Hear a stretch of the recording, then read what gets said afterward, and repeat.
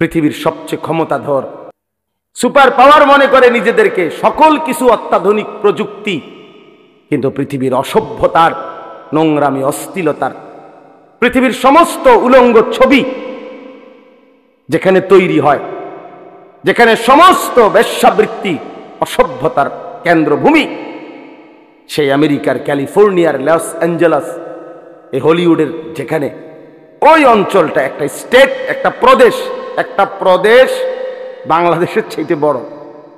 একটা প্রদেশ মানে একটা জেলা না, এই একটি স্টেট প্রদেশ পুরা জ্বলে আল্লাহর আযাবে আগুনে ছাই হয়ে গেছে। আজকে 8 দিন 10 দিনের মতো হয়ে গেছে, এখনো আগুন নিভাইতে পারেনি, এখনো পুড়তেছে, এখনো পুড়ে যাচ্ছে। কোন 14,000 ফায়ার সার্ভিস কর্মী একসাথে 24 ঘন্টা ধরে পানি দিতেছে।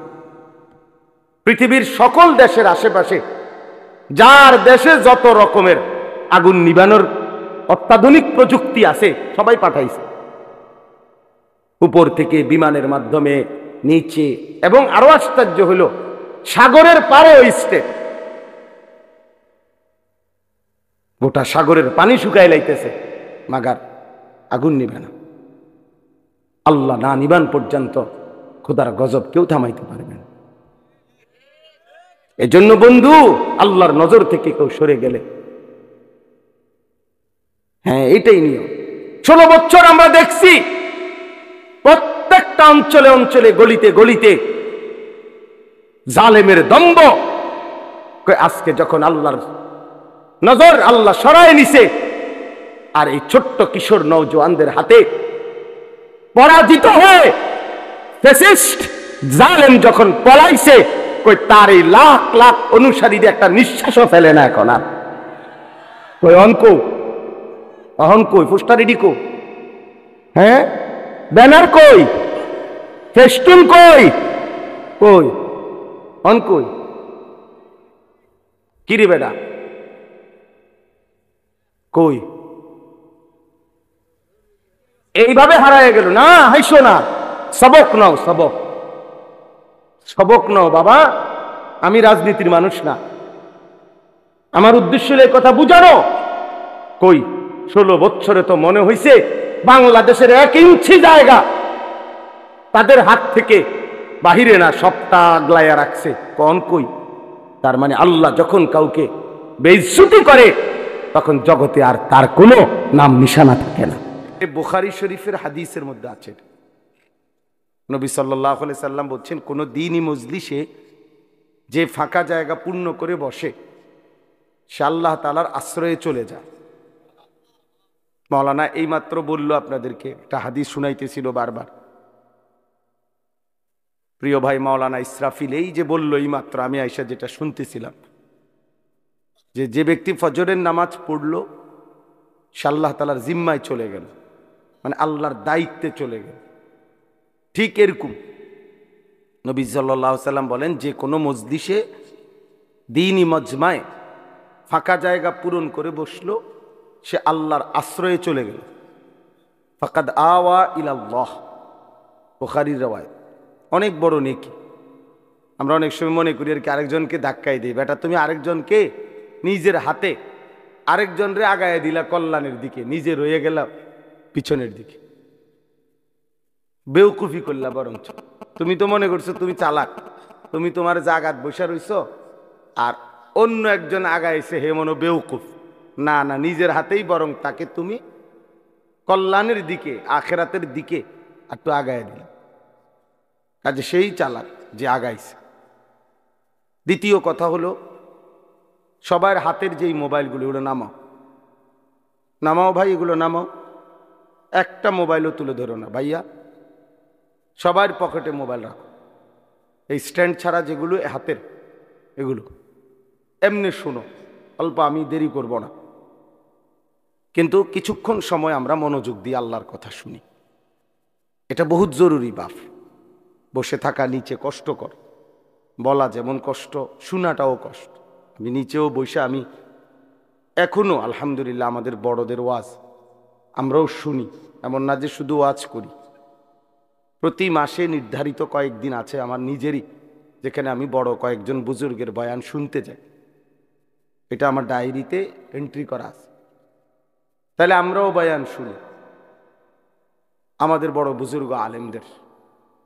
তো বসে শোনাটার ক্ষেত্রে আমি নিজের অভিজ্ঞতা হলো যে লম্বা সময় যে ঘাড় সোজা করে শুনতে হয়, এতে ঘাড়ে ব্যথা করে, কষ্ট হয়।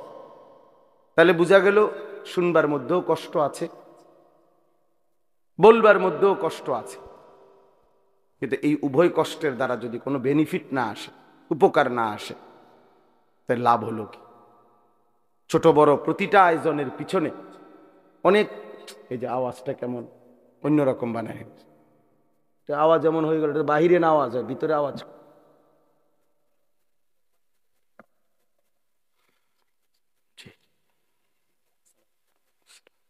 এই কারণে এটা জরুরি বাপ, মনোযোগ থাকা যাবে।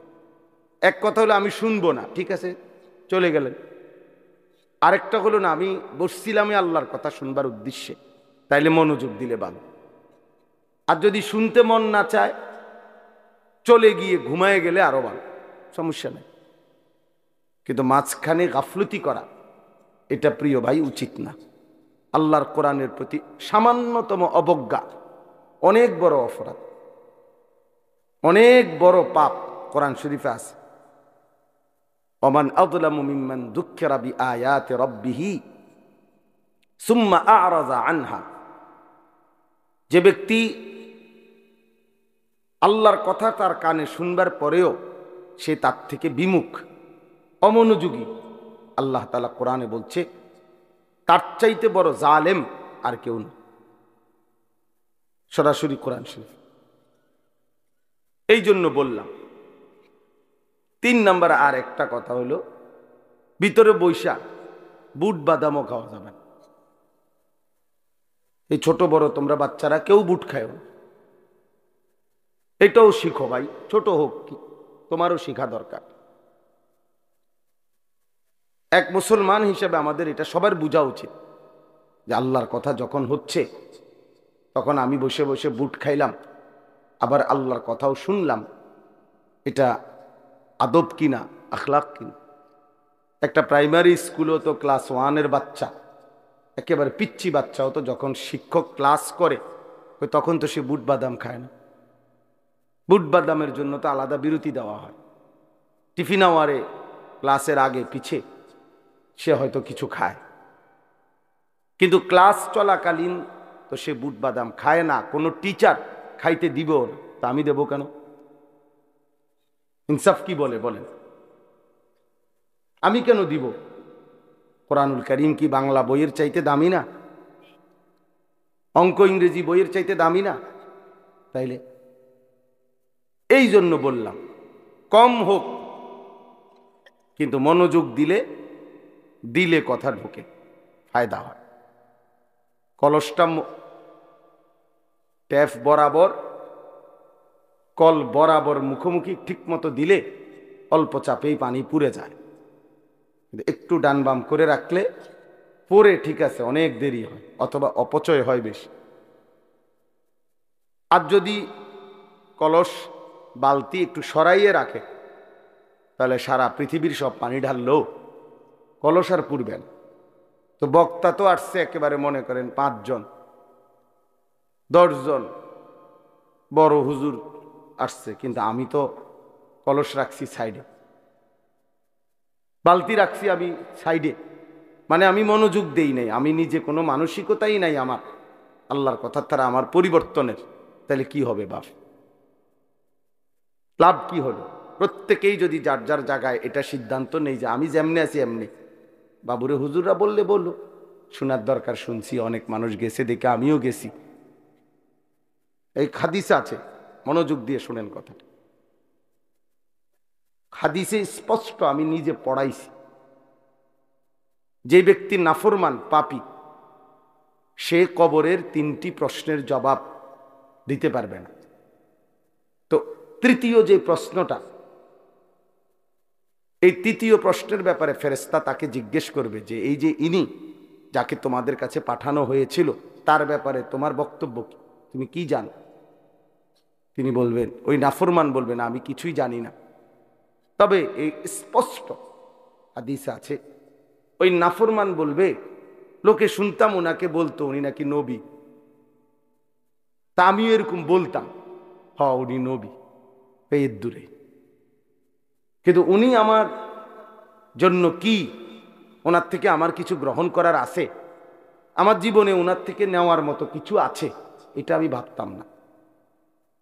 আল্লাহর কসম, তখন আল্লাহ তাআলা বলবে নাফরমান এই বান্দাকে কবরের মধ্যেই জাহান্নামের পোশাক পরিয়ে দাও, জাহান্নামের বিছানা বিছায় দাও, আর জাহান্নাম বরাবর দরজা এই নাফরমানের দরজায় কবর থেকে খুলে দাও। তাহলে এই যে লোকে বলতো উনি নাকি শেষ নবী, আমাদের একজন নবী আছে, আমরাও তো অনেকের ধারণা এটা, আমাদের একজন নবী আছে, উনি অনেক বড় নবী, শ্রেষ্ঠ নবী, উনি আল্লাহর প্রিয় নবী মুহাম্মদ সাল্লাল্লাহু আলাইহি সাল্লাম। তো সেটা তো ঠিক আছে, বুঝলেন, কিন্তু আপনার জন্য কোনো করণীয় কিনা আছে কিনা, সেই নবী আমার জন্য কেন আসলেন, পৃথিবীতে কেন আসলেন, তার থেকে আমি কি নিলাম, এটা তো দেখার বিষয় ছিল। এটা তো উচিত ছিল যে আমার চুল, চেহারা, লেবাস, পোশাক, আমার ঘর সংসার, বাজার, ব্যবসা, চাল চলন, উঠা বসা, লেনদেন, আচরণ, উচ্চারণ, এর মধ্যে আল্লাহ নবী সাল্লাল্লাহু আলাইহি সাল্লামের কোনো অনুসরণ আছে কিনা।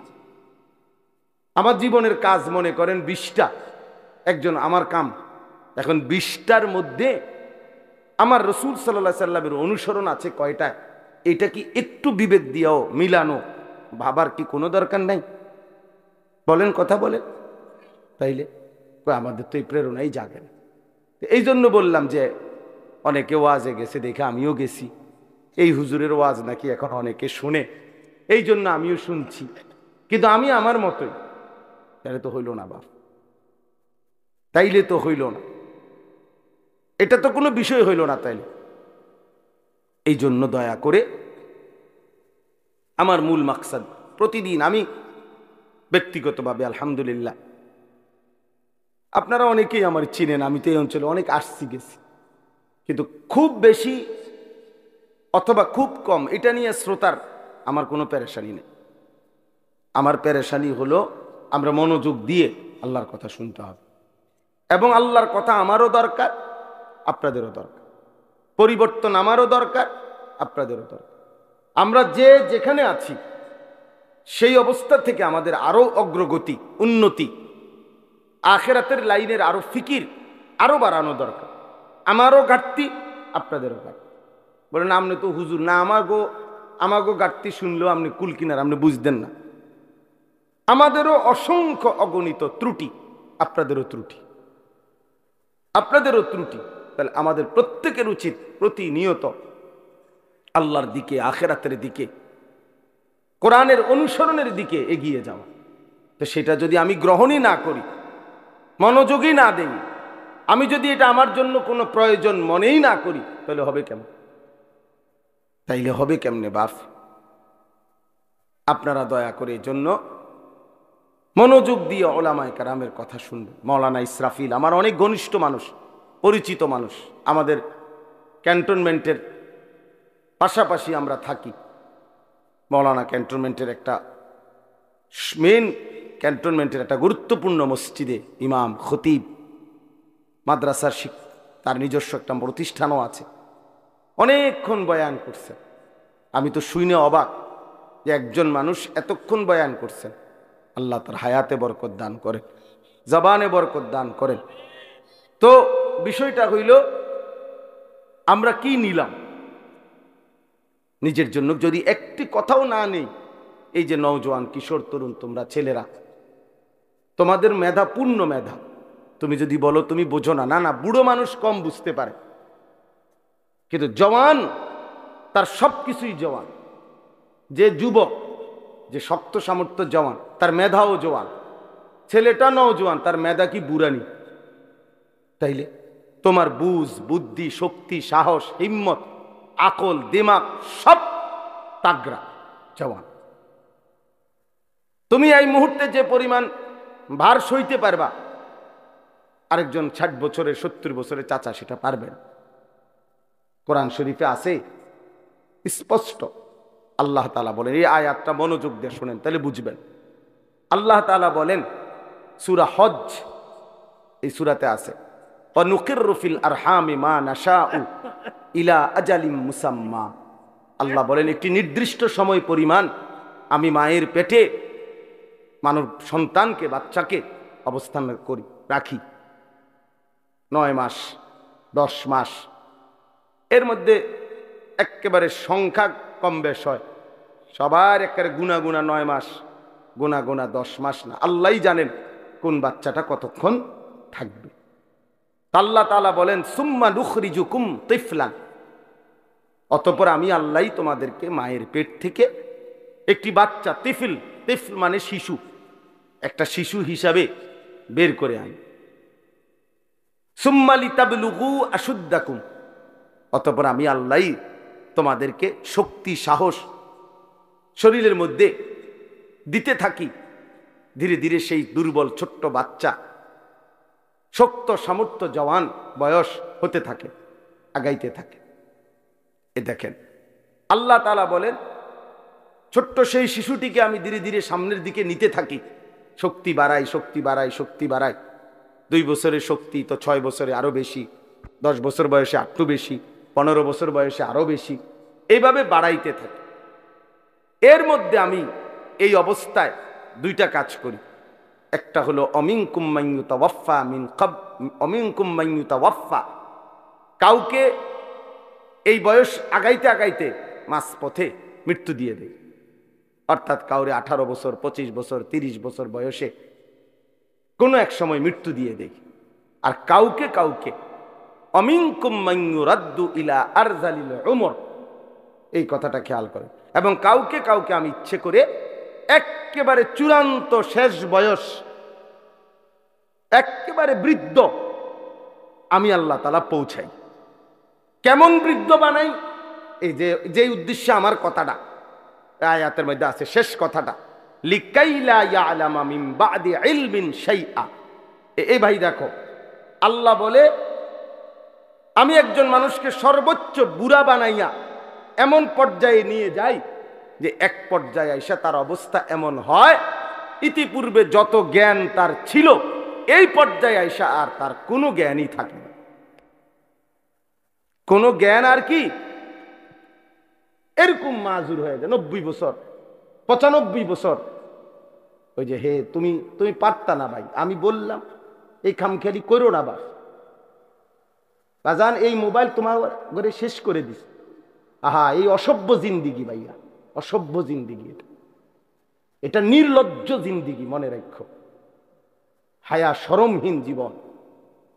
যে কিছু ছেলের আছে তোমরা মানে কোনো কিছুতে যে, আরে মানুষের তো সামান্য ভদ্রতা থাকে না, কোনো ভদ্রতা নাই। মানে বাবা দেখুক, নাইলে দাদা দেখুক, নাইলে আলেম, নাইলে আল্লাহওয়ালা, অথবা গ্রামের মুরব্বী, যে ইচ্ছা সেই দেখুক, তার চোখের ন্যূনতম লজ্জা লাগে না, না আমার মোবাইল আমি দেখব। এখন এই যে মানসিকতা বাপ, এটা বড় নিকৃষ্ট মানসিক। মানুষের সামান্যতম কি থাকতে হয়? লজ্জা শরম থাকতে হয়। মানুষ জন্তু জানোয়ার না, মানুষ ইনসান। ইনসানকে আল্লাহ তাআলা শরাফত দিয়ে বানিয়েছেন, ইনসানকে আল্লাহ তাআলা মর্যাদা দিয়েছেন। ইনসানের ভিতরে আল্লাহ তাআলা দেখেন, পৃথিবীর সমস্ত প্রাণী তার লজ্জাস্থান আলাদা ঢাকবার আলাদা কোনো আচ্ছাদন কাপড় নাই। সে তার নিজের শরীরের অংশ দিয়েই, লেজ দিয়া, রান দিয়া, 2 রানের মাঝখানে রেখে, অথবা লেজ দিয়ে নিজের লজ্জাস্থান ঢাকে অন্য প্রাণী। কিন্তু মানুষকে আল্লাহ তাআলা মর্যাদা দিয়েছেন। এজন্য আল্লাহ তাআলা মানুষের দেহে আলাদা শরীর কাপড় দিয়েছেন, যেন সে তার ইজ্জত, সে তার লজ্জা ঢেকে রাখে। তার মানে মানুষের বিশেষত্বটা আলাদা ভাইয়া, আলাদা। তুমি একজনকে বলি না, সবাইকে বোঝাচ্ছি।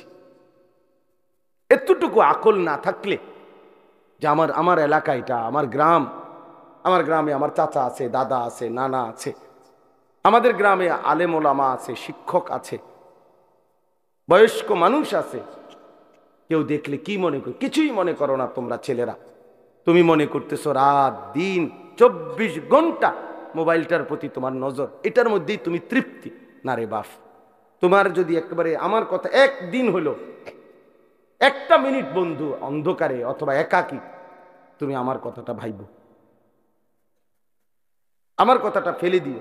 তোমার ব্রেন যদি সামান্য থাকে, আকল থাকে, তুমি কাজে লাগাইও যে এটা আসলে স্বাভাবিক কিনা। একজন মানুষ কতক্ষণ মোবাইল দেখা উচিত? নারী ছবি, নাচ গান অথবা ভালো কিছুই, কিন্তু সারাদিন এই এক একজনের একে গাছ ছবি ভালো এগুলা যেটাই হোক, কতক্ষণ দেখা উচিত? একজন মানুষ কি পৃথিবীতে আমরা শুধু এই জন্যই আসছি? কোনোভাবেই তোমাদেরকে, অনেক ছেলে তোমরা মোবাইল থেকে আলাদা হতেই চাচ্ছ না কেন ভাইয়া? পৃথিবীতে কি এর চাইতে আর কোনো প্রযুক্তি পৃথিবীতে ছিল না? এটা কেমন ধরনের কথা হলো যে রাত দিন ফুল টাইম জীবনটা এই মোবাইলটার সাথে বাইদা ফেলা? এটা তোমারে কোথায় নিবে বাপ? কোথায় নিবে? সারা জীবন ডাক্তাররা বলছে বাচ্চা যদি দৌড়ঝাঁপ না দেয়, কিছুটা খেলাধুলা না করে, তাহলে বাচ্চা শরীর স্বাভাবিক থাকে না। কই তোমরা তো এখন খেলাধুলাও বন্ধ করে দিছো। আগে তো কোনায় কোনায় দেখতাম বাচ্চারা, ছেলেরা, নওজোয়ানরা কিছু খেলতো, ক্রিকেট খেলতো, ফুটবল খেলতো। আমরা তো ছোটবেলায় কত কিসিমের খেলা খেলছি আলহামদুলিল্লাহ। আলু ক্ষেতের আলু উঠাইছে, জুরজুরা মানে মাটি, আলু ক্ষেতের হাত ডুডু খেলে উড়ে এলাইছি। আমি তো মনে আছে ছোটবেলায় পুরা গ্রাম চুক্তি, ওই যে লুকাইতো একজন একজন বিভিন্ন জায়গায় খুঁজা বাইর করা, দৌড়ে দৌড়ে যে কে মানে আমরা কে কোথায় লুকাইছে তারে টোহাইয়া বাইর করা। তো অনেক দৌড়ঝাঁপ দিতাম, এক বেলা দৌড়ঝাঁপ দিত, ঘাম ঝরত, এরপরে এসে বাচ্চা আবার পড়তো। এখন তো তোমরা সারাটা দিন এই একটা চোখ, মানুষের একটি জিনিস সারাক্ষণ এটার পিছনে, এই মোবাইলের পিছনে ব্যয় করা ভাইয়া, কোথায় নিয়ে যাবে চোখটা? তুমি ডাক্তারকে জিজ্ঞেস করো, বিবেককে জিজ্ঞেস করো বাপ। এত ফালতু মানুষের জীবন হয় না। ন্যূনতম যদি লক্ষ্য উদ্দেশ্য কারো না থাকে, সে মানুষ কোথা? কি পাগল ছাগল না গরু ছাগল? সারাদিন ঘাস চাবানো। আল্লাহ তোমাদেরকে বিবেক দান করেন। আমাদের কথা আমরা বললাম ভাই, পাত্তা না দিলে কোনো সমস্যা নেই। তোমার ফতে তুমি, আমার ফতে আমি, কারোর লেগে কেউ আটকায় না। এটা মনে রাখো বা, হাসলেও পৃথিবী, কাঁদলেও পৃথিবী শেষ হয়ে যায়। কারো জন্য পৃথিবী, কারো জন্য কেউ আটকায় না। সবাই কোনো না কোনোভাবে দুনিয়া পার করে ফেলে, একভাবে না একভাবে শেষ হয়ে যাবেই। কিন্তু কবরে গেলে কষ্ট হবে, আখেরাতে কষ্ট হবে বাপ। দুনিয়ার সবচেয়ে সুখী ব্যক্তিরও শেষ হয়ে যাবে, দুনিয়ার সবচেয়ে দুঃখী ব্যক্তিরও শেষ হয়ে যাবে, কিন্তু আখেরাত আল্লাহর কসম শেষ হবে। সুখেরও শেষ নাই, দুঃখেরও শেষ নাই। লা ইউফাত্তারু আনহুম, আল্লাহ বলছে এক সেকেন্ডের জন্য বিরতি দেয়া হবে, এক সেকেন্ডের কোনো বিরতি মিলবে না। কোরআনুল কারীম আল্লাহ বারবার বলছে খালিদিনা ফিহা আবাদা, জান্নাত চিরস্থায়ী, জাহান্নামও চিরস্থায়ী। চিরস্থায়ী, খালিদিনা ফিহা। এই জন্য দোস্ত আমার, বাবা আমার, সবাই মিলে আত্মসমালোচনা, নিজের উপলব্ধি করা চাই। যাই হোক, তো আমি যে কথাটা শেষ করতেছিলাম যে লিকাইলা ইয়ালামা মিন বাদি ইলমিন শাইআ, আল্লাহ তাআলা বলেন মানুষকে আমি বৃদ্ধ বানাইতে বানাইতে এমন বুড়া বানাই, একটা পর্যায়ে আইসা তার আর বিগত জীবনের কোনো এলেম, কোনো জ্ঞান কিচ্ছু আর থাকে না, কিচ্ছু আর থাকে না। একটা পর্যায়ে আর সে কিছুই বলতে পারে না। বাইচা আছে ঠিক আছে, কিন্তু কোনো সৌধবোধ নাই, কিছুই নেই। এটাই জীবন। আমার আপন মা, মা আমার 70 বছরের উপরে বয়স হবে, মা আমার জীবিত আছে, আমি সেই মায়ের সন্তান। ক্লাস 4 পড়ুয়া আমার আম্মা, 4র্থ শ্রেণী পর্যন্ত পড়ছে স্কুলে ছোটবেলায়। এরপরে মার বিয়ে হয়েছে। ক্লাস 5-এ উঠছে আর মার বিয়ে হয়ে গেছে। আগের দিনে এমনই ছিল, আমাগো মা চাচিরে এমনই ছিল, কুদ্দুর কাদ্দুর পড়ছে, গেছে আইছে অল্প কুদ্দুর, একটু সাবালক হয়েছে আর বিয়ে দিয়ে লাইছে। এই মা বিগত পুরাটা জীবন মা, আমরা 8 জন ভাই বোনকে দিন শিখাবার জন্য মার অবদান বেশি।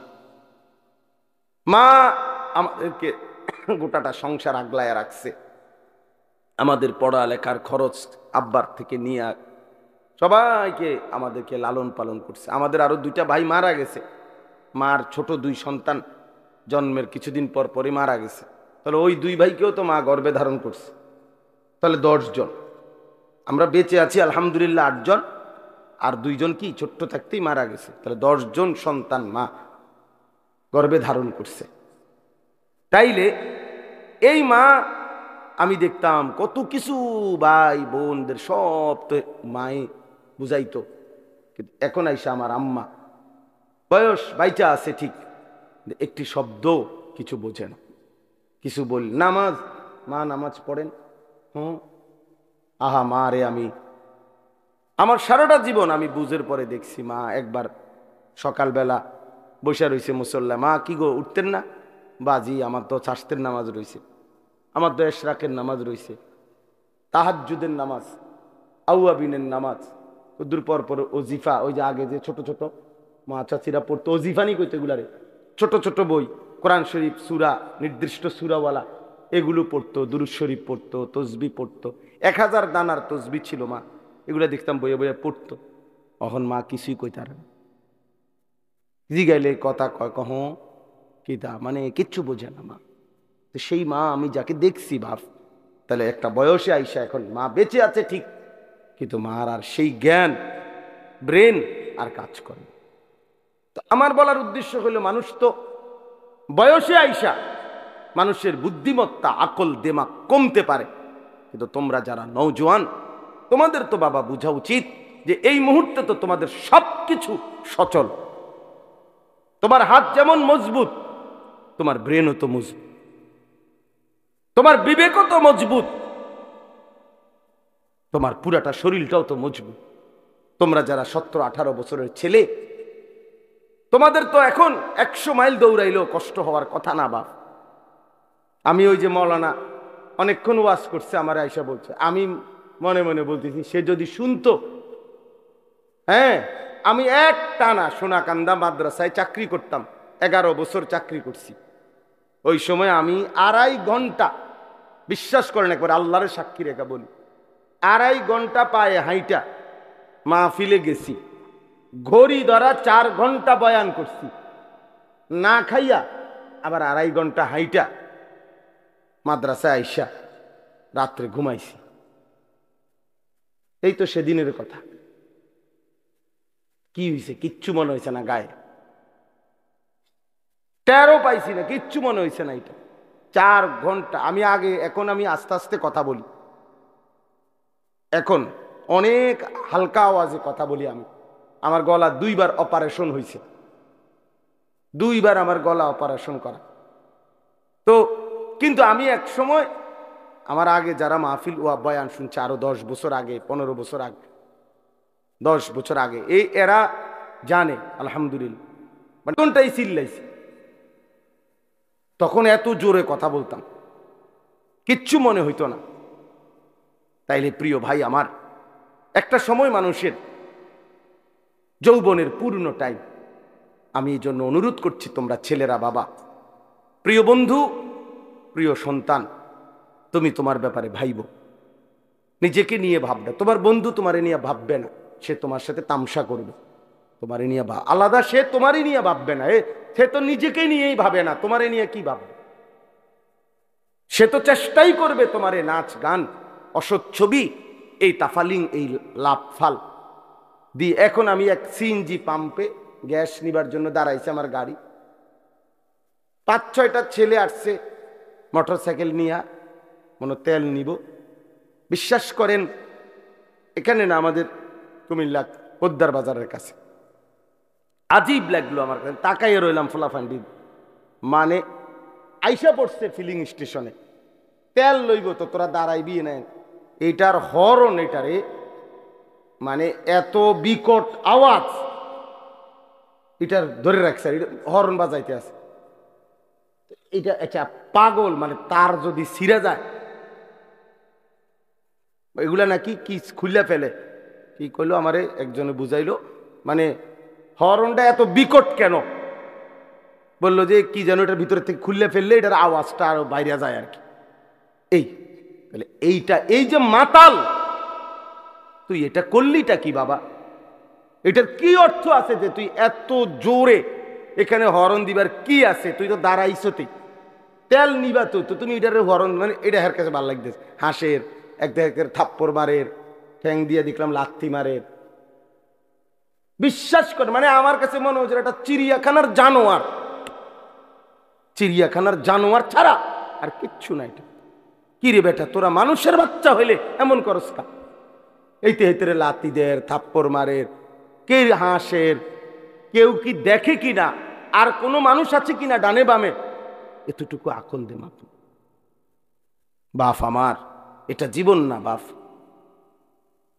এটা জিন্দেগি না, এভাবে জীবন চলে না, এটাকে সুস্থ মানুষ বলে না, এটা জীবন না। আমাদের প্রত্যেককে আল্লাহ তাআলা, আমাদের মা আছে, বাবা আছে, বংশ আছে, আমাদের ধর্ম আছে, আমাদের আল্লাহ আছে, আমাদের রসুল আছে, আমাদের কোরআন আছে, আমাদের ইসলাম আছে, আমাদের জীবন ফালতু না, আমাদেরকে আল্লাহ অনর্থক বানায় নাই। বাপ সারা দিনে কোনো কাজ নাই, আল্লাহ নাই, রসুল নাই, নামাজ নাই, সেজদা নাই, খোদার কসম এটা মানুষের জিন্দিগি হইতে পারে না। এটা কুকুর বিড়ালের জীবন হইতে পারে, জন্তু জানোয়ারের জীবন হইতে পারে, ইনসানের জিন্দিগি, মানুষের জিন্দিগি আল্লাহ থেকে বিচ্ছিন্ন, আখিরাত থেকে বিচ্ছিন্ন যেই জীবন, এটা মানুষের জীবন নয়, জানোয়ারের জীবন, জানোয়ারের জীবন, জানোয়ারের জীবন, জানোয়ারের জীবন। মনে রেখো, উড়াই দিও তুমি, কোনো সমস্যা নাই, আমি বলে গেলাম, তুমি মনে করো হাসি দিয়া উড়াই দিলা, অসুবিধা নাই, সবাই বদলায় যাবে, আমরা এই আশাই বলি না, বদলাবে তো আল্লাহর ফায়সালায়, আমরা বলে থাকি। আমরা তো জানি, এটা বিশ্বাস করি, আমার কোনো যোগ্যতা না, ফায়সালা তো আসমানে, কে ফিরবে, কে বদলাবে, কার জিন্দিগি সুন্দর হবে, এটা তো আল্লাহর সিদ্ধান্ত। কিন্তু এই জীবন, মানুষের জীবন যেটা, এটা সেজদাওয়ালা জীবন, বন্দিগিওয়ালা জীবন, আখিরাতওয়ালা জীবন। প্রিয় ভাই, কোরআন শরীফের আয়াত শুনেন, আপনারা বাবারাও শুনেন, আল্লাহ কোরআনে ডাইরেক্ট বলছে ফামাসালুহু কামাসালিল কালব, সরাসরি কোরআন শরীফের আয়াত। আল্লাহ বলছে বেঈমান নাফরমান, তার উদাহরণ হলো কামাসালিল কালব, কুত্তার মতো। সরাসরি কোরআন, কালবুন অর্থ কুকুর, কুকুর, কুত্তা। জিজ্ঞেস করেন কোন আলেমকে, কোন মাদ্রাসা ছাত্রের জিজ্ঞেস হে কই, ওটা জানে কালবুন অর্থ কুত্তা। আল্লাহ তাআলা কোরআনে বলছেন নাফরমান, বেঈমান, সেজদাবিহীন, আমার গোলামি, আমার বন্দিগি যার মধ্যে নাই, ওই কুত্তার মতো, কুত্তার মতো, কুত্তার মতো বেটা, ওই মানুষের বাচ্চা না। আল্লাহ কোরআনে বলছে ইন তাহমিল আলাইহি ইয়ালহাস আও তাতরুকহু ইয়ালহাস। আল্লাহ বলছে কুকুরের স্বভাব কি? আল্লাহ নিজে বলছে পাইলেও জিহ্বা লম্বা করে, না পাইলেও জিহ্বা লম্বা করে। হ্যাঁ, নারী দেখলো অস্থির, না দেখলো অস্থির। এই দেখেন যে সমস্ত যুবক দিন রাত নারীর ছবি দেখে, এদের তৃপ্তি নাই। তৃপ্তি হইলে তো এতে একটা বন্ধ রাখতো, যে যাক আমি দেখতে শান্তি লাগছে, একটু তৃপ্তি হইছে, ঘুমাইয়া তৃপ্তি হইছে, আর ঘুম যাওয়ানোর দরকার নাই, আবার রায় তুলে আবার ঘুমামু। তাহলে এটার তো একটা বোঝা গেল যে তৃপ্তি হইছে, তার ঘুমাইয়া মোটামুটি পোষাইছে, এখন সে 8 ঘন্টা 10 ঘন্টা কাজ করবে, বুঝাই গেল। তো তৃপ্তি হইলে তো থামতো, সে তো থামে না, সে তো সারাক্ষণ পর সারা দিন রাত নারী ছবি দেখতেছে, উলঙ্গ দৃশ্যই দেখতেছে। বুঝা গেল সে দেখেও অতৃপ্ত, না দেখলেও অতৃপ্ত। এই জন্য তার স্বভাব, তার স্বভাব কুকুরের স্বভাব। মনে রাখিস বাবা, জানোয়ারের আখলাক এটা। হারামখোর দেখবেন, নাফরমান নাফরমান যেগুলো অবৈধ ইনকাম করে, ওজনে কম দেয়, কাস্টমারকে ঠকায়, কামাই করে, এরপরও তার তৃপ্তি নাই। দেখেন বেচে, মাল বেচতে আছে, বেচা কিনা চলতেছে তার দোয়ানে, আপনি জিঙ্গাবেন যাইয়া কবির কি অবস্থা ভাই, বেচা কিনা না, দূর দূর দূর দূর, আগের এই ব্যবসা ওনার নাই, কি এর বেচা কিনা বইয়া তা ওনারই কতক্ষণ, অথচ মাল বেচতেছে, দোকান চলতেছে তার, কয় না আগের ব্যবসা নাই। কিরে ডাকাত, আগের ব্যবসা নাই বলতে কি তা, কোন বছরের ব্যবসা নাই? আরো 300 বছর আগের ব্যবসা নাই নাকি? তো তুমি সেই সময় আইতা, তুমি অনাইলা কেন পৃথিবীতে? যে বছর ব্যবসা ছিল সেই বছর তুমি জন্ম নিতা, কথা বলেন না? তো কোন আগের ব্যবসা নাই কি, কোন সময়েরটা কি? নূহ আলাইহিস সালামের জমানার ব্যবসা নাই নাকি? তাইলে এটা কোনো কথা হইল? প্রত্যেকের রিজিক আল্লাহ তাআলার পক্ষ থেকে বরাদ্দ। এই জন্য আমি বললাম ওই যে স্বভাব, এটা স্বভাবই এটা যে পাইলেও জিব্বা লম্বা করে, না পাইলেও কি করে। এই আল্লাহ কোরআনে বলছেন নাফরমান কুকুরের মতো। আল্লাহ আমাদেরকে হেফাজত করে। অনেকের আছে লজ্জা শরমই নাই। এর কথা হইলো আমার যেহেতু শরমে নাই, আমারে কি গরু কয় না, ছাগল কয় না, প্লাস্টিক কয় না, হাফ প্যান্ট কয় না, ফুল প্যান্ট কয়, দূর বেটা, আমি তো এমনিই বেশরম, আমার কইলেই কি বেটা, বুঝছেন? কোন বেটা যে পেশাব করতে বইয়া নিজে লুঙ্গি দিয়া আলগি দিয়া নিজে মুখ ডাইকা লাইছে, তো আরেকজনে বলছে যে কিরে তুই যে কাপড় আলগি দিয়া পেশাব কর, না আমি তো দেখি না কেউ, তুমি না কেউরে দেখো না, অপদার্থ, কিন্তু সবাই তো তোমারে দেখে না। এর কথা হইলে আমি তো দেখি না, আমি তো দেখি না, বল এই বল, এই বিষয়টা হলো এই। আমার যেহেতু কোনো লজ্জাই নাই, এবার মানুষ আমার কি মনে করে, আমার কি আসে না, কি আসে না। আহ আয় হায়। এই জন্য প্রিয় বাপ, চলেন আমরা নওজোয়ান সাথী, তোমরাও বলি, আবারও বলছি, তোমাদেরকে এই কথাটাই বললাম, নিজের উপরে কদর করো বাবা। নিজের চরিত্র বড় সম্পদ। ছোটবেলায় আমরাও স্কুলে পড়ছি বাপ, প্রাইমারি স্কুলে আমরাও দাখিল পাশ করছি, ছোটবেলায় শিক্ষকদের মুখেই শুনছি। ছোট্টবেলায় আমার মনে আছে, আমি স্কুল জীবনেই প্রাইমারি জীবনেই শুনছি, character is lost, everything lost. যার চরিত্র নষ্ট, সব নষ্ট।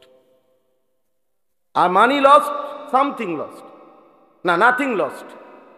টাকা যদি ক্ষয় হয়, নষ্ট হয়, কিছুই যা, nothing. Health is lost, something lost. শরীর যদি কিছু নষ্ট হয়, ক্ষয় হয়, তো কিছুটা ক্ষতি।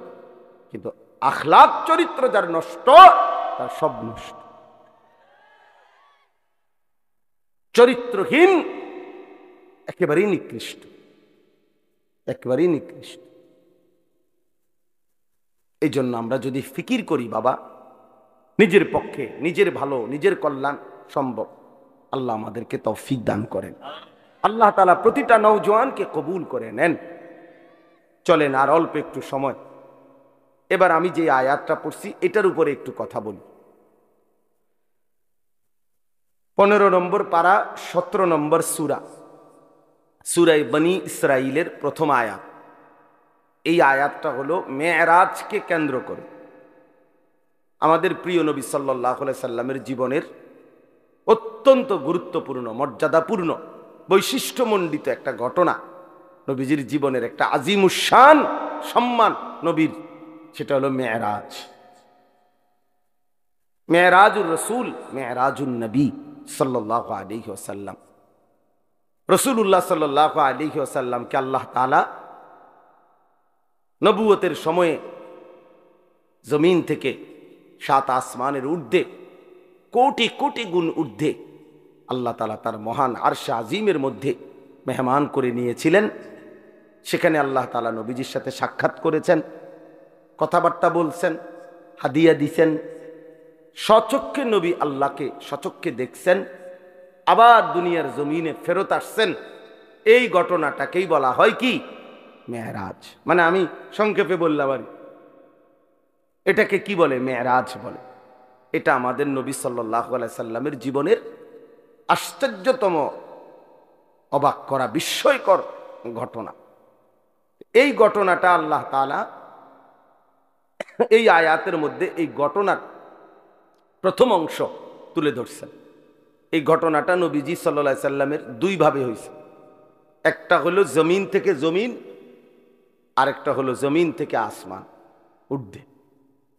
প্রথম জিব্রাইল আইসা বোরাক, একটি জান্নাতি বাহন, ওইটার মধ্যে চড়াইয়া আল্লাহ নবী সাল্লাল্লাহু আলাইহি সাল্লামকে মক্কার জমিন থেকে, কাবা ঘরের কাছ থেকে মসজিদে আকসা, যেটা বর্তমান ফিলিস্তিনে বাইতুল মুকাদ্দাস, এই যেটাকে জেরুজালেম, ইসরায়েলরা ওই ইহুদি কুত্তারা যে জায়গাটা দখল করে রাখছে, মুসলমানদের প্রথম কিবলা মসজিদে আকসা, অত্যন্ত বরকতময় জমিন, এই বরকতময় ভূমি মসজিদ, ওইখান পর্যন্ত প্রথম জিব্রাইল নবীজিকে নিয়ে গেছে। তাহলে মক্কার জমিন থেকে ওই বাইতুল মুকাদ্দাসের জমিন মসজিদে আকসা, মানে মসজিদে হারাম থেকে মসজিদে আকসা। আমরা অনেকেই আলহামদুলিল্লাহ কাবা ঘর সবাই যাওয়ার তৌফিক না হলেও দেখছি। তো এই কাবা ঘর যে ছবিতে দেখছি, কালো গিলাফের যে কাবা ঘর, এই কাবা ঘরের চারদিকে গোলাকার, চারিদিকে মিলাইয়া মসজিদ আছে। এই মসজিদটারই বলে মসজিদে হারাম, অর্থ সম্মানিত মসজিদ। এটা এই মসজিদে হারাম মানে কাবা ঘরের এই সীমানা থেকে ওই মসজিদে আকসা পর্যন্ত আল্লাহ নবী সাল্লাল্লাহু আলাইহি সাল্লামকে জিব্রাইল নিয়ে গেছেন। তাহলে জমিন থেকে জমিন, মসজিদ থেকে মসজিদ, কই থেকে কই?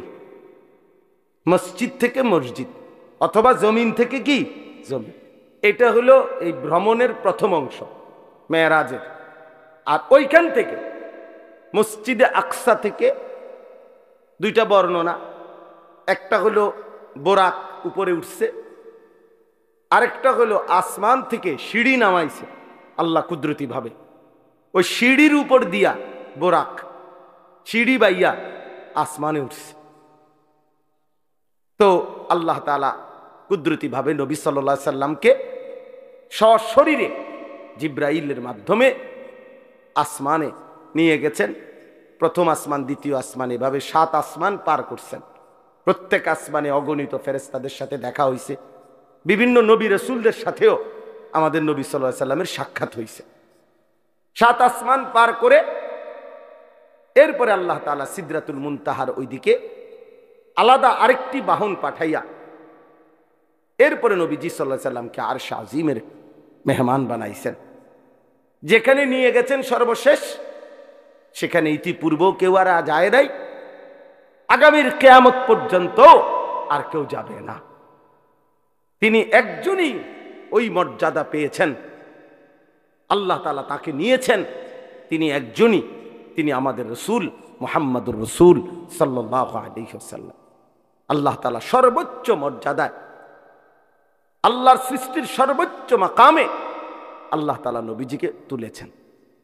আরশে আজিমের উপরে নিয়ে আল্লাহ তাআলা নবী সাল্লাল্লাহু আলাইহি সাল্লামকে বুঝাইছেন যে বন্ধু, এবার শুধু আপনি সিরিয়ালটা বোঝেন, যে দেখেন এখন উপরে, আপনার উপরে আসি শুধু আমি আল্লাহ, এরপরে আপনি, এরপরে আমার গোটা সৃষ্টি আপনার কদমের নিচে, আরশে আজিমটাও আপনার কদমের নিচে।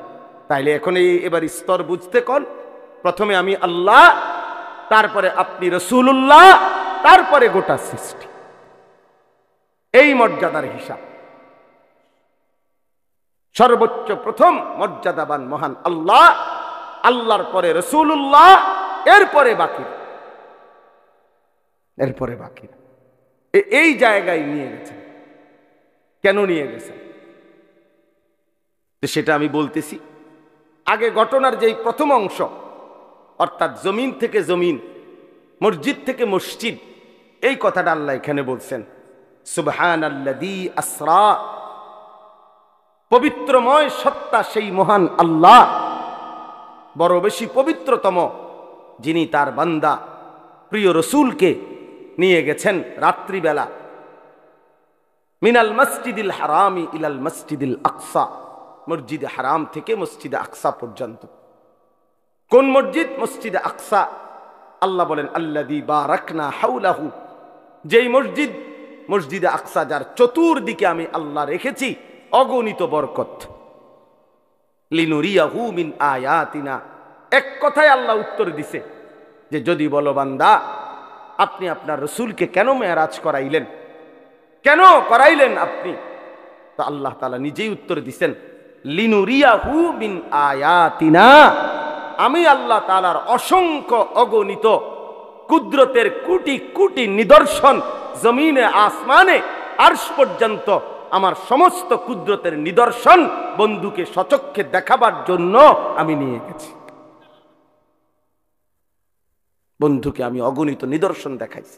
আবার ওই মসজিদের কাছেও মসজিদে আকসা, সেখানেও আমার কুদরতের অগণিত নিদর্শন আছে। মানে পুরা সফরটাতেই আমি আল্লাহ তাআলা আমার রসুলকে অগণিত নিদর্শন দেখিয়েছি, এই জন্য নিয়ে গেছি। ইন্নাহু হুয়াস সামিউল বাসীর।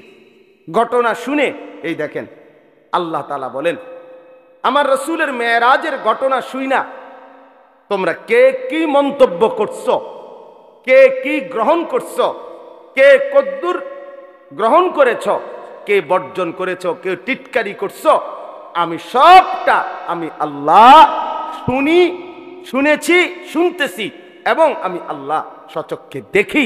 আমি সামি', আমি শুনি, আমি বসির, আমি দেখি।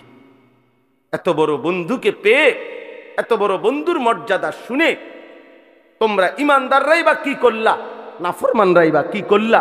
আমি এটা শুনতেছি, আমি এটা দেখতেছি।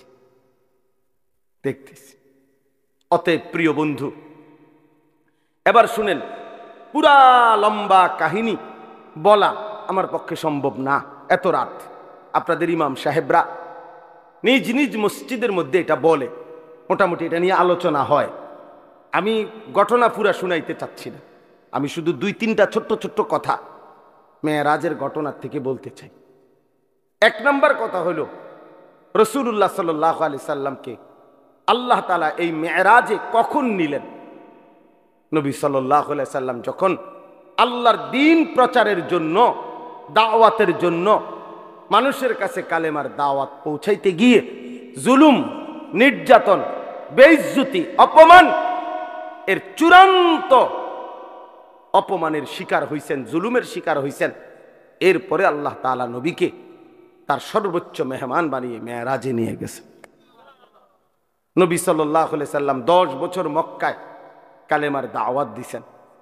প্রতিদিন মক্কার কাফের কুরাইশরা দিবানিশি বিরোধিতা করছে, জুলুম করছে, নির্যাতন করছে, শারীরিক মানসিক সর্বদিকে। নবীর শরীরেও আঘাত করছে, মানসিকভাবে গালি গালাস, মন্দ সন্দ বলতো। নবীজি সাল্লাল্লাহু আলাইহি সাল্লাম কষ্ট পাইতেন, কখনো বলতো পাগল, গণক, জাদুকর ইত্যাদি ইত্যাদি। আল্লাহ নবী সাল্লাল্লাহু আলাইহি সাল্লাম একদিনের জন্য কারো বিরোধিতায়, কারো জুলুমে, নির্যাতনে, শত্রুতায় আল্লাহ নবী তার কালেমার দাওয়াত বন্ধ করে নাই। 10 বছর পরে নবীজির বয়স হইছে 50, মানে 40 বছর বয়সে শুরু হয়েছে। তাহলে আরো 10 বছর যদি মানুষকে আল্লাহর দিকে ডাকে তো কয় বছর হইল? 50। আর নবুয়তের বছর কত? 10। নবুয়তের সময় পার হইল কত? দাওয়াতের টাইম গেল কয় বছর? 10 বছর। এই 10 বছর পরে নবীজির বয়স যখন 50, তখন নবীজির 2 জন ঘনিষ্ঠ মানুষ ইন্তেকাল করছে। একজন চাচা আবু তালেব, আরেকজন নবীজির স্ত্রী আম্মাজান খাদিজা রাদিয়াল্লাহু তাআলা আনহা। খুব কাছাকাছি, 1 সপ্তাহের ব্যবধান, 5 থেকে 7 দিনের ব্যবধানে চাচাও মারা গেছেন, স্ত্রীও মারা গেছে, ইন্তেকাল করছে। নবী সাল্লাল্লাহু আলাইহি সাল্লামের উপরে মক্কার কাফেররা এই ঘটনার পরে, ওনাদের 2 জনের ইন্তেকালের পরে এবার জুলুমের মাত্রা আরো বাড়ায় দিছে। আমি খুব দ্রুত বলতেছি সংক্ষেপে। নবী সাল্লাল্লাহু আলাইহি সাল্লাম তখন এই মক্কা ছেড়ে, মক্কা থেকে পার্শ্ববর্তী তায়েফ, এই 10তম বছরের পরে 11তম বছরে নবীজি তায়েফ গেছে। তায়েফে কালেমার দাওয়াত দিছেন। দীর্ঘ 1.5 মাস পর্যন্ত, কিন্তু একটি লোক তায়েফের কালেমা গ্রহণ করেন, নবীজির কথাটাকে গ্রহণ করেন, বরঞ্চ সবাই দূর দূর করে তাড়ায় দিছে। এমনকি এই তায়েফের সর্দাররা তাদের ছেলেদেরকে, কিশোর ছেলেদেরকে লাগায় দিছে, এই লোকটা পাগল, নাউজুবিল্লাহ, যত মারো পাথর মেরে তারে বের করে দাও। আল্লাহ নবী সাল্লাল্লাহু আলাইহি সাল্লামকে তায়েফের বাচ্চারা অজরে পাথর মারছে, সারা দেহ নবী সাল্লাল্লাহু আলাইহি সাল্লামের রক্ত ঝরছে। নবীজির সাথে যেই সাহাবী ছিলেন, নবীজির পালক পুত্র যায়েদ ইবনে হারেসা, তিনি বলেন, আল্লাহর কসম, সেদিন তায়েফের রক্তে নবীজির পায়ের জুতা পা মোবারকের সাথে এইভাবে লাইগা গেছে, আমি যায়েদ কোনোভাবেই জুতা মোবারক খুলতে পারতেছিলাম, এত রক্ত ঝরছে নবীজি। রাত্রিবেলা নবী সাল্লাল্লাহু আলাইহি সাল্লাম একটা আঙ্গুরের বাগানে তায়েফ থেকে ফিরে এই রক্ত মাখা শরীর নিয়ে আশ্রয় নিছে। রাত গভীরে আল্লাহর নবী, আমরা কিতাবে পড়ছি, নবী সাল্লাল্লাহু আলাইহি সাল্লাম বড় খুব কাঁদছেন রাত্রে, ওই রাত্রে ভীষণ কাঁদছেন নবীজি, আল্লাহর কাছে কাইন্দা দোয়া করছে। মাওলা, লম্বা একটা দোয়া আছে হাদিসে, আমরা পড়ছি এটা। এই দোয়ার মধ্যে নবী অনেকগুলো আবেগে বলছে আল্লাহর কাছে, আল্লাহ আপনি আমারে কেমন উম্মত দিলেন, আমি তাদেরকে আপনার দিকে ডাকলাম, তারা বিনিময়ে আমাকে এইভাবে পাথর মারল। আপনি আমারে কেমন শত্রুর কাছে দিলেন, আপনি আমারে কেমন অপরিচিত মানুষের কাছে দিলেন, যারা তাদের নবীকে এক বিন্দু কদর করল না, এভাবে পাথর মারল। এইভাবে অনেক মনের আবেগে আল্লাহর কাছে অনেক কথা বলে, দেখেন একটা কথা, মেরাজের এই ঘটনার থেকে, আল্লাহর নবী সাল্লাল্লাহু আলাইহি সাল্লামের জীবনের এই প্রেক্ষাপট থেকে আমরা এটা বুঝলাম যে আল্লাহর জন্য, দ্বীনের জন্য, মানুষকে আল্লাহর দিকে ফিরাবার জন্য, এমনকি নিজের স্ত্রী, সন্তান, পরিবারকেও আখিরাত, নামাজ, আল্লাহর দিকে ফিরাইবার জন্য জীবনের যত লজ্জাই পাইতে হয়, যত কষ্টই করতে হয়, খোদার কসম একজন মুমিন যদি সেটা করে, আল্লাহর কসম সে লজ্জিত হবে না। একদিন হাসরের ময়দানে আল্লাহ তাআলা তাকে বাদশাহী দান করবে। আজকে আপনারা অনেক বাবারা আছেন, আপনারা 2 বার 10 বার বলে আপনাদের ছেলেদেরকে ছেড়ে দিছেন, আপনাদের মেয়েদেরকে নিজের হাতে ছেড়ে দিছেন, স্ত্রীদেরকে নিজের হাতে ছেড়ে দিছেন। মুসলমানের বাপ বাইচা আছে, 16 বছরের ছেলেটা এক ওয়াক্ত নামাজ পড়ে না, অথচ তার বাপ জীবিত, তার মা জীবিত। এই বাবার গায়ে সহে কেমনে? এই বাবা ভাত খায় কেমনে? কোনদিন ফজরের নামাজ ছেলেটা পড়ে না, কোনদিন পড়ে না। 365 দিনের এক বছরে আহারে মা কেমনে ঘুমায়, বাবা কেমনে ঘুমায়, কেমনে রাত এদের ভোর হয়, কেমনে ভোর হয়। কোন বাবা যদি সন্তানের প্রতি এতটুকু মায়া থাকতো যে আমার ছেলেটা তো আগুনে জ্বলবে, জাহান্নামের আগুনে, আমি কেন তাকে ফেরাবো না, আমার জীবনের আর কি অর্থ আছে? আরে আমি কার জন্য খাট বানাই, কার জন্য ঘর করি, কার জন্য বাজার করি? এই দুশ্মনের জন্য বাজার করে লাভ কি?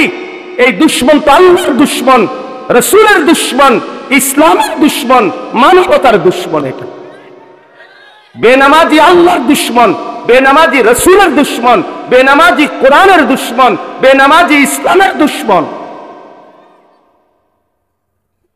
এটা জমিনের সবচেয়ে নিকৃষ্ট, যেই কপালে সেজদা নাই, হয়তো মানুষের কোনো কাতারে পড়ে না, কোনোভাবেই হয় মানুষও না, জানোয়ারও না।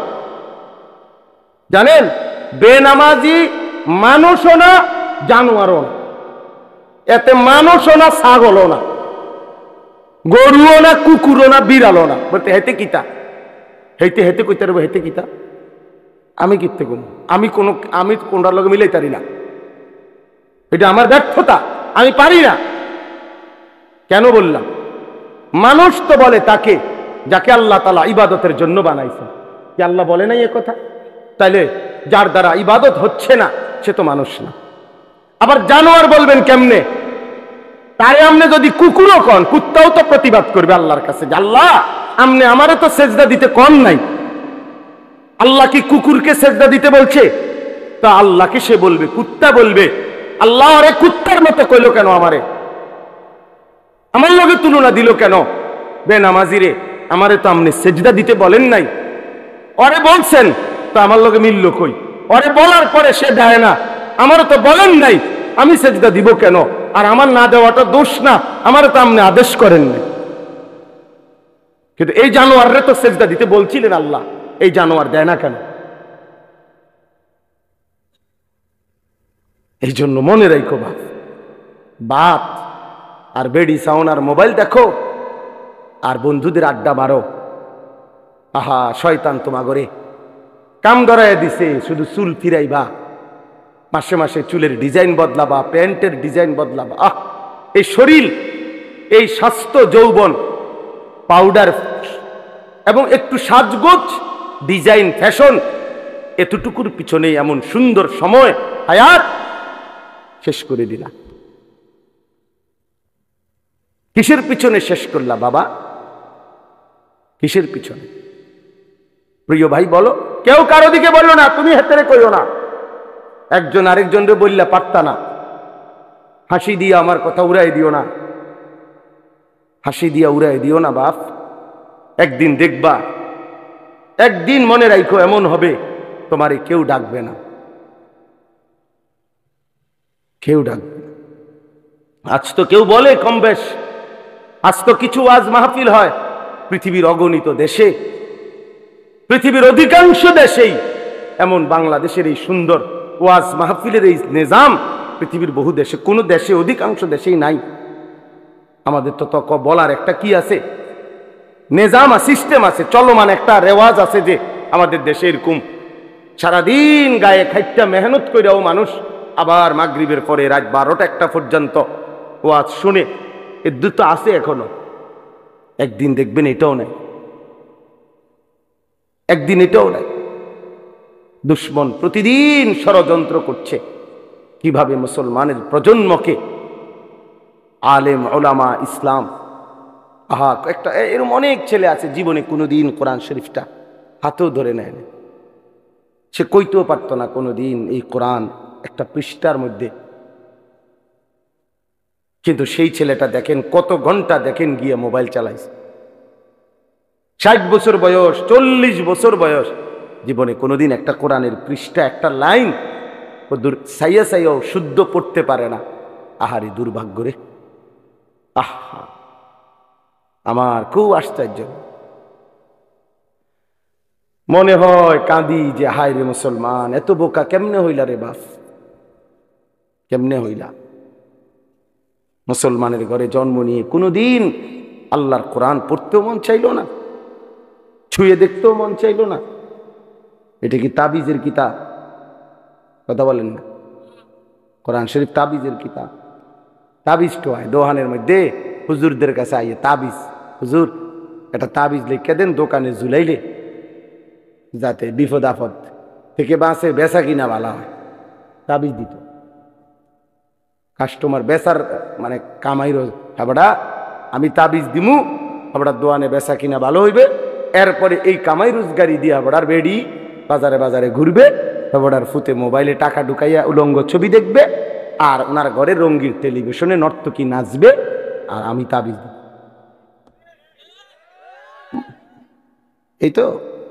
এই তো বিবেক, এই তো ইনসাফ। আল্লাহ আমাদেরকে বুঝ দান করেন। আমার কথা শেষ, আমার মূল বক্তব্য, অনেক উদাহরণ মেহরাজের ঘটনা থেকে অনেক কিছু বুঝানো যায়।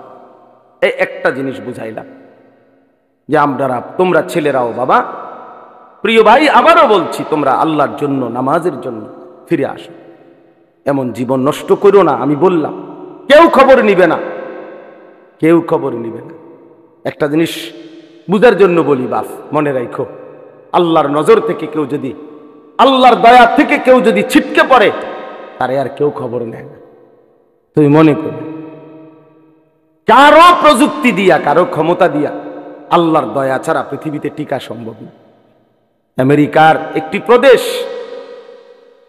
পৃথিবীর সবচেয়ে ক্ষমতাধর, পৃথিবীর ক্ষমতাধর সুপার পাওয়ার মনে করে নিজেদেরকে, সকল কিছু অত্যাধুনিক প্রযুক্তি, কিন্তু পৃথিবীর অসভ্যতার, নোংরামি, অশ্লীলতার, পৃথিবীর সমস্ত উলঙ্গ ছবি যেখানে তৈরি হয়, যেখানে সমস্ত বেশ্যাবৃত্তি অসভ্যতার কেন্দ্রভূমি, সেই আমেরিকার ক্যালিফোর্নিয়ার লস অ্যাঞ্জেলাস, এই হলিউডের যেখানে, ওই অঞ্চলটা একটা স্টেট, একটা প্রদেশ বাংলাদেশের চাইতে বড়। একটা প্রদেশ মানে একটা জেলা না, এই একটি স্টেট, প্রদেশ পুরা জ্বলে আল্লাহর আযাবে, আগুনে ছাই হয়ে গেছে। আজকে 8 দিন 10 দিনের মতো হয়ে গেছে, এখনো আগুন নিভাইতে পারেনি, এখনো পুড়তেছে, এখনো পুড়ে যাচ্ছে। কোন 14,000 ফায়ার সার্ভিস কর্মী একসাথে 24 ঘন্টা ধরে পানি দিতেছে। পৃথিবীর সকল দেশের আশেপাশে, যার দেশে যত রকমের আগুন নিবানোর অত্যাধুনিক প্রযুক্তি আছে, সবাই পাঠাইছে, উপর থেকে বিমানের মাধ্যমে, নিচে, এবং আরো আশ্চর্য হলো সাগরের পারে ওই স্টেট, গোটা সাগরের পানি শুকায় লাইতেছে, মাগার আগুন নিবে না। আল্লাহ না নিবান পর্যন্ত খোদার গজব কেউ থামাইতে পারবে না। এজন্য বন্ধু, আল্লাহর নজর থেকে কেউ সরে গেলে, হ্যাঁ এটাই নিয়ম। 16 বছর আমরা দেখছি প্রত্যেকটা অঞ্চলে অঞ্চলে, গলিতে গলিতে জালেমের দম্ভ। আজকে যখন আল্লাহর নজর আল্লাহ সরায় নিছে, আর এই ছোট্ট কিশোর নওজোয়ানদের হাতে পরাজিত হয়ে ফ্যাসিস্ট জালেম যখন পলাইছে, কই তার এই লাখ লাখ অনুসারীদের একটা নিঃশ্বাসও ফেলে না এখন আর। কই অঙ্কো, অহন কই, পোস্টার রেডি কো, হ্যাঁ ব্যানার কই, ফেস্টুন কই, কই অন কই, কিরে বেটা কই? এইভাবে হারায় গেল না। হাইসো না, সবক নাও, সবক, সবক নাও বাবা। আমি রাজনীতির মানুষ না, আমার উদ্দেশ্য হলো এই কথা বুঝানো। কই 16 বছরে তো মনে হইছে বাংলাদেশের 1 ইঞ্চি জায়গা তাদের হাত থেকে বাহিরে না, সবটা আগলাইয়া রাখছে। কোন কই? তার মানে আল্লাহ যখন কাউকে বেইজ্জতি করে, তখন জগতে আর তার কোনো নাম নিশানা থাকে না, নাম নিশানা থাকে। তোমরা মনে রাখো, আমার এই শেষ কথা, আল্লাহ তোমারে ভালো রাখলেই তুমি ভালো, আল্লাহ ভালো না রাখলে বাপ কেউ তোমারে ভালো রাখতে পারবে। তুমি আল্লাহরে কষ্ট দিও না, আল্লাহরে এত বেশি নারাজ কইরো না রে বাপ। আল্লাহকে লম্বা সময় ভুলতে নাই, কোরআন শরীফে আছে, এটা বারবার বলছে আল্লাহ। আল্লাহ বলছে বান্দা আমারে বেশি সময় ভুলে যেও না, আমি যদি লম্বা সময় ভুলে যাও, একদিন আমি তোমাকে তোমার পরিচয় ভুলাই দেব। ফাআনসাহুম আনফুসাহুম, একদিন তোমার কবর আখিরাত ভুলাই দেব, আত্মপরিচয় ভুলাই দেব, তখন তুমি আর মানুষের মুমিনের পরিচয় থাকবে না। এই জন্য দয়া করে রাত গভীরে এই আমার শেষ কথা, এটা মেরাজ, আমাদের নবী সাল্লাল্লাহু আলাইহি সাল্লাম আল্লাহর দরবারে গিয়ে যখন এত ইজ্জত এত সম্মান দিছেন নবীকে, তো নবীজি আল্লাহর কাছাকাছি গিয়ে একটা কথা বলছেন, মাওলা আমার উম্মতের জন্য কোনো হাদিয়া দিবেন না? আমাকে তো আপনি সম্মান দিলেন, আমি খুশি হইলাম, আমার চোখের পানি আপনি মুছে দিলেন, আমার রক্তের চিহ্ন মুছে গেল, আমার কলিজার দুঃখ সব দূর হয়ে গেল, আমি আপনাকে দেখলাম, আমারে আপনার কাছে আনলেন, আমার উম্মতের জন্য কিছু দিবেন? আমি যে আবার দুনিয়ার জমিনে ফিরে যাব, আমার উম্মতকে কি দেব? তো আল্লাহ তাআলা বলেন, বন্ধু গত 10টি বছর, 11 বছর আমি আপনার উপরে কত বিধান, কত আয়াত জিব্রাইলের মাধ্যমে নাজিল করেছি, কিন্তু আমি এই 11টি বছর একটা আমল আমি শুধু রেখে দিছিলাম আমার কাছে, জিব্রাইল রে দিয়া পাঠাই নাই। আমি আল্লাহর আশা ছিল, আমার ইচ্ছা ছিল আপনি বন্ধুকে কাছে আইনা ওই আমলটি আমি আপনার হাতে তুলে দেব। আমি সরাসরি আমি সরাসরি আমার কুদরতি হাতে আপনার হাতে তুলে দেব। এই জন্য বন্ধু আপনারে আগলায় রাখছে। ওই দেখেন এই কয়েকজন ছেলে দেখেন, এই বাবা তোমরা চলে যাও বাপ, এই যে তোমরা এই কয়েকজন শুয়ে লাইছো যে ছেলে, বাবা তুমি চলে যাও বাবা, এই অসভ্যতার চাইতে চলে গেলে তো ভালো দোস্ত। তোমার মতো দুইজন ফালতু লোক না বসলেও তো চলতো বাপ। যাও তোমরা উঠে যাও ভাইয়া, এই যে গেঞ্জিওয়ালা ছেলে তুমিও চলে যাও বাবা, তোমারই বলছি পিছে চাও কা, যাও গা আব্বা, কি দরকার কষ্ট করতেছো শুধু শুধু এখানে, কি ভাবছো নিজেরে? হ্যাঁ কি ভাবছো? মাতবর? হ্যাঁ হ্যাঁ মাতবর মনে করে নিজেরে না, কেউ কিছু বলিন না, নাই মায়ও কিছু বলে না, বাবাও কিছু বলে না, গ্রামের সমাজের দেশের কেউ কিছু বলে না, সবাই ভয়ে কাঁপে, ছেলেপেলেরা স্বাধীনভাবে যা মন চায় তাই।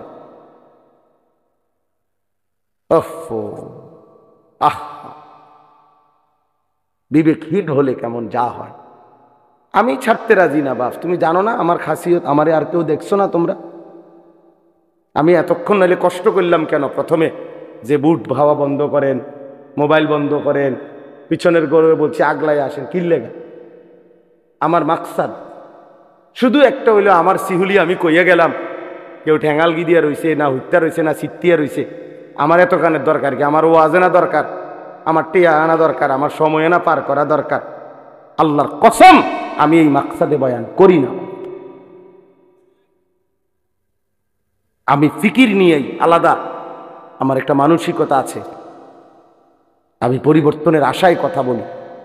আমার স্বপ্ন এটা, আমাদের কিশোর তরুণ নওজোয়ান বদলাবে ইনশাআল্লাহ, বদলাবে এবং বদলাচ্ছে প্রতিদিন, প্রতি ঘন্টায় যুবক বদলাই যাইতেছে ইনশাআল্লাহ। দেখো তোমরা, বললাম আগামীর সময়টা এদেশের কিশোর তরুণ নওজোয়ান কালেমার পতাকা উড়াবে ইনশাআল্লাহ।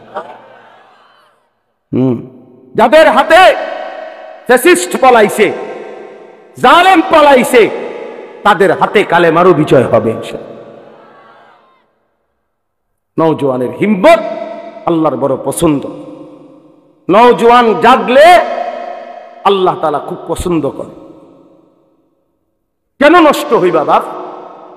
অনেকক্ষণ ধরে দেখতেছি আমি, ওরা এই 3-4 জন এখানে দুষ্টামি করতেছে।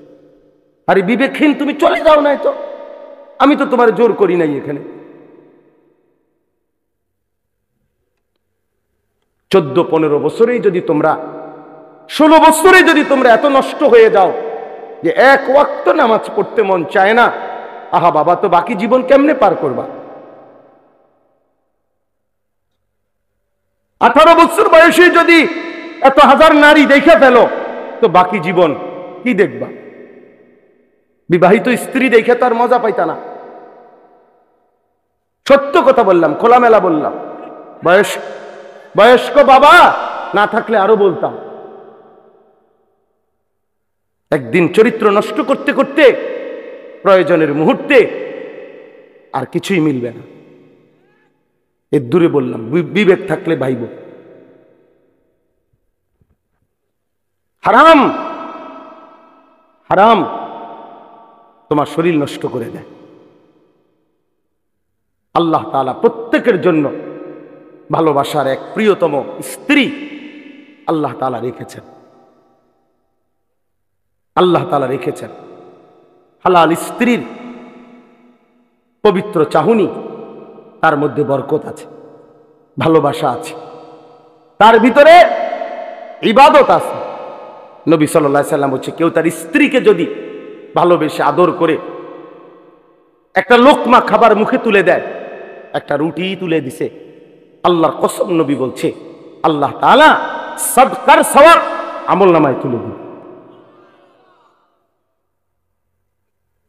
আর যে ব্যক্তি ভিন নারী দেখছে, তো তার চোখের মধ্যে কিয়ামতের দিন সীসা গলায়া চোখে দেওয়া। তাহলে দোনোটারই কথা আছে। এক হালাল সন্তান, পবিত্র স্বামী স্ত্রীর বন্ধনের যে সন্তান, আমি তো প্রায় বলি মিয়া, আমার ছোট মেয়ে আছে, আমার ছোট্ট মেয়েটা আমার কাছে মনে হয় সবসময় আমি বলি আর হাসি, আমার মেয়ে হাসলে আমার কাছে মনে হয় দুনিয়া হাসে, জগৎ হাসে। আমার কাছে মনে হয় আমার এই ছোট্ট মেয়ের হাসি মুখের গোটা পৃথিবীর সব সুন্দর কিছুই না, এই বাচ্চার হাসিটা যতটা সুন্দর। তাহলে এক বাচ্চা, এক স্বামী স্ত্রী, এক পবিত্র বন্ধন বাবা, এর বরকতি আলাদা। তুমি কেন নারী দেখা ছবি দেখা নষ্ট হয়ে যাবা? আমার বললাম আমি এই 17, 18, 16 বছর বয়সে বাবা আরো নাদুস নুদুস চেহারা, সুরত, গাল, চোখ, মুখ আরো নাদুস নুদুস, আরো হৃষ্টপুষ্ট হওয়ার কথা।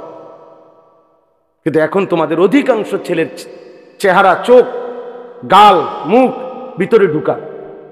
এটার একটা অন্যতম কারণ, মনে রাখো আমার কথা, একটা অন্যতম কারণ এই যে অব্যাহত নারী ছবি, নাচ, গান, উলঙ্গ দৃশ্য তোমরা যে দেখো, খোদার কসম, আল্লাহর কসম, আল্লাহর কসম, গুনাহ শরীরকে দুর্বল করে। এটা কিতাবে আছে। এজন্য চেহারার সৌন্দর্য থাকে না। চুল দিয়া সুন্দর না বাপ,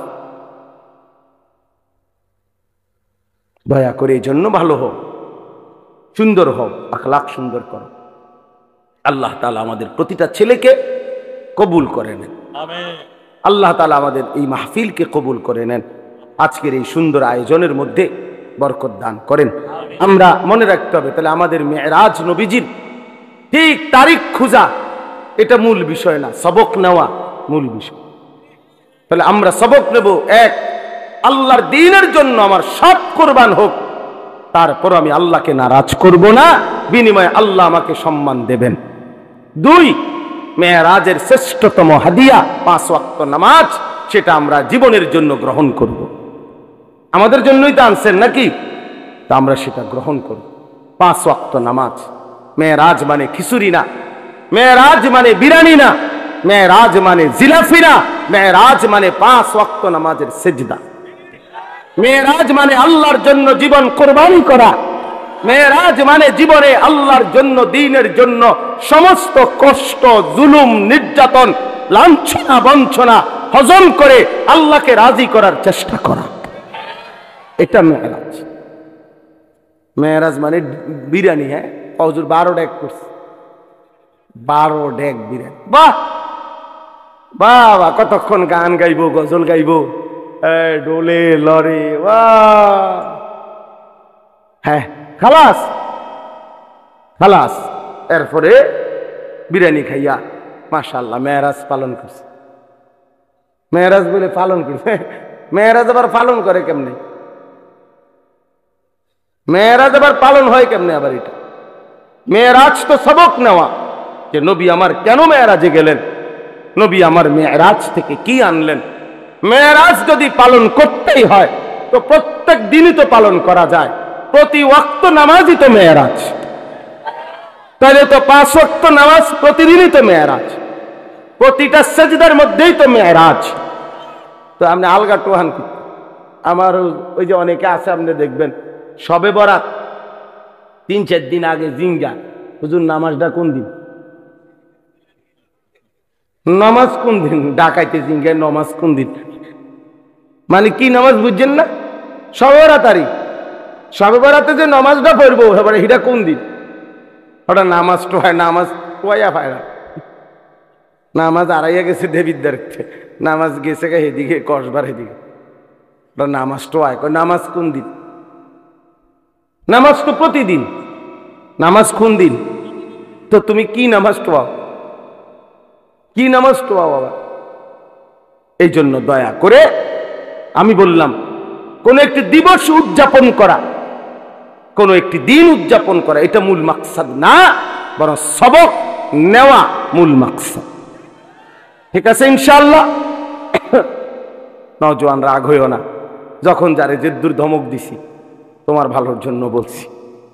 তুমি ভালো হইলে আমারও লাভ, তোমারও লাভ। তুমি সেজদা দিলে আমারও সওয়াব, তোমারও সওয়াব। তোমরা আগাইলে ইনশাআল্লাহ ইসলাম আগাবে, আগামী দিনে ইসলামের পতাকা উড়বে ইনশাআল্লাহ। সারা পৃথিবী আমরা আশাবাদী খুব যে ইনশাআল্লাহ আগামী সময়টা আমাদের ইসলামের। হ্যাঁ, এটা একটা সিরিয়ালে আছি আমরা, মানে এটা একটা নিয়ম আছে। কোরআন শরীফে একটা আয়াত আছে, আল্লাহ বলছে আমি মানুষের অবস্থা বদলাই, পরিবর্তন করি। অতিলকাল আইয়ামু নুদাবিলুহা বাইনান নাস। এজন্য মানুষ সবসময় হাসে না, সবসময় কাঁদে না। মানুষ সবসময় সুখে থাকে না, সবসময় দুঃখেও থাকে না। মানুষ সবসময় অসুস্থ থাকে না, সবসময় সুস্থও থাকে না। ঠিক কিনা? অবস্থা কি হয়? পরিবর্তন। মুসলমানদের অবস্থা, একসময় পৃথিবীব্যাপী মুসলমানদের বাদশাহী ছিল, খেলাফত। আজকে 100 বছরের বেশি হয়ে গেছে মুসলমানদের খেলাফত নাই। মুসলমান আমরা আজকে 100 বছরের বেশি নির্যাতিত, মজলুম, সারা পৃথিবীতে জুলুমের শিকার। তো কাজেই আল্লাহ বলছে আমি মানুষের অবস্থা বদলাই। তাহলে এইবার এটা প্রমাণ করে ওলামায়ে কেরাম বলতেছেন যে এবার আল্লাহর সিদ্ধান্ত তো নতুন আসবে, পরিবর্তন হবে অবস্থা। তাহলে একসময় আমাদের হাতে রাজত্ব ছিল, মাঝখানে অনেক দিন আমরা রাজত্ব হারা, ঘর হারা, আমরা মজলুম, জুলুমের শিকার, নির্যাতনের শিকার। জমিনে ইমানদারের রক্তে জমিন ভাসছে বহুদিন। ইনশাআল্লাহ এইবার সিরিয়ালে নতুন করে আল্লাহর সিদ্ধান্ত যেদিনে আসে সেদিনই ইসলামের বিজয় হবে। মনে রাখো, এটা সিরিয়ালে আসি আমরা এখন সিরিয়ালে, বিজয়ের সিরিয়ালে। আলহামদুলিল্লাহ আমরা এখন বিজয়ের সিরিয়ালে আছি। এই জন্য সিরিয়ায় ইমানদারের বিজয় হয়েছে, আফগানিস্তানে ইমানদারের বিজয় হয়েছে, হয়েছে না? আরো হবে ইনশাআল্লাহ। আরো ফিলিস্তিনে একদিন ঘুম থেকে জায়গা তোমরা শুনবা ইসরায়েলের কুত্তারা নাই, ইসরায়েলের কুত্তারা নাই। শুইনো, ফিলিস্তিনের বিজয় হবে একদিন ইনশাআল্লাহ। সারা পৃথিবীতে ইমানের বিজয় হবে। সেদিন তুমি আফসুস করবা, হায় চরিত্র কেন নষ্ট করলাম, আখলাক কেন নষ্ট করলাম। আল্লাহ আমাদের সকলকে ইমান আমলের দৌলত দান করেন। আলহামদুলিল্লাহি রাব্বিল আলামিন। আল্লাহুম্মা আনতাস সালাম ওয়া মিনকাস সালাম, তাবারাকতা ইয়া দাল জালালি ওয়াল ইকরাম। মাওলায়ে কারীম আপনি মাফ করে দেন, রব্বে করিম আপনি মাফ করে দেন, মেহেরবান মাওলা আপনি মাফ করে দেন। আয় আল্লাহ আপনি মাফ করে দেন। রাত গভীরে ফোঁটা ফোঁটা কুয়াশা পড়ছে, ঠান্ডার মধ্যেই আপনার কথা শুনেছিলাম। আল্লাহ আপনি আমাদের আখিরাত সুন্দর করে দেন, পেছনের জিন্দেগির সমস্ত গুনাহ মাফ করে দেন। আল্লাহ আমার এই জওয়ান যুবক ছেলেগুলোকে, কিশোর তরুণ নওজোয়ানদেরকে নামাজি বানিয়ে দেন, চরিত্রবান বানিয়ে দেন, উত্তম আখলাকওয়ালা বানিয়ে দেন। আগামীর ইসলামের জন্য এদেরকে কবুল করে নেন। আগামীর কালেমার পতাকা উড়াবার জন্য, মাহাদির পক্ষে লড়বার জন্য এদেরকে কবুল করে নেন। আমার বাবা চাচাদেরকে আরো বেশি নেক আমলের তৌফিক দান করেন। সমস্ত কবরবাসীদেরকে মাফ করে দেন।